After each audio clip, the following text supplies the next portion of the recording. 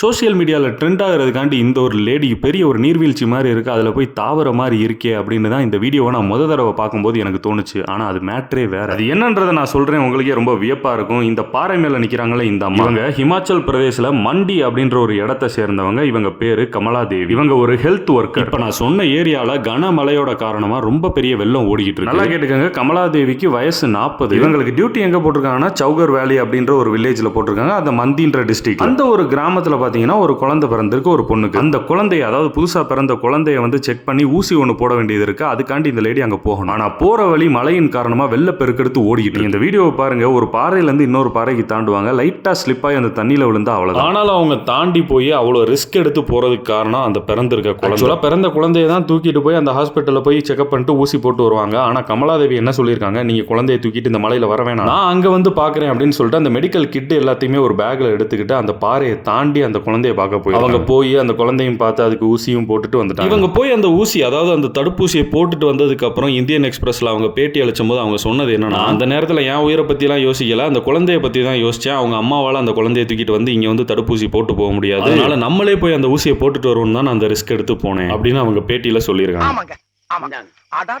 உங்களை மாதிரி மனுஷன்லாம் இருக்கனாலதான் கொஞ்சமாச்சும் மழை பெய்யுது.